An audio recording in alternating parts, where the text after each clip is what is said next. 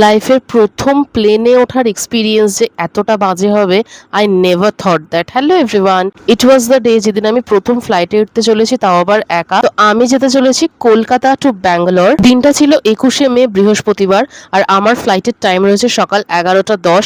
তো সেই মতো আমি সেজে গুজে বেরিয়ে পড়েছি আমাদের কলকাতা ইন্টারন্যাশনাল এয়ারপোর্ট, মানে নেতাজি সুভাষচন্দ্র বোস এয়ারপোর্টের উদ্দেশ্যে। সময় অনেকটা আগে আমি পৌঁছে গেছিলাম, যদিও 1-1.5 ঘন্টা আগে পৌঁছতে হয়। তো ফাইনালি বোর্ডিং কমপ্লিট করে আমি উঠতে চলেছি ফ্লাইটে।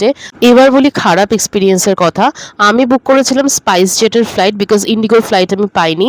আর আমি ভাবতে পারিনি ফ্লাইটটা 1 ঘন্টা 10 মিনিট লেট করবে। ভেবেছিলাম প্রথম জার্নিটা একদম টাইম টু টাইম হবে, স্মুথ হবে। বাট ফার্স্ট টাইম ফ্লাইটে উঠে আমার কোনো রকম অসুবিধা হয়নি, and the experience was so good. Finally আমি ল্যান্ড করতে চলেছি ব্যাঙ্গালোরে। কেন ব্যাঙ্গালোর আসলাম, কি বৃত্তান্ত, সবটাই নেক্সট বড় ভিডিও তো তোমাদের সাথে শেয়ার করবো। সো বড় ভিডিও দেখার জন্য কিন্তু চ্যানেলে চোখ রাখো, চ্যানেলটা সাবস্ক্রাইব করে দিয়ে ভিডিওটা লাইক করে দিও। আমি ততক্ষণে পৌঁছাই আমার ডেস্টিনেশনে।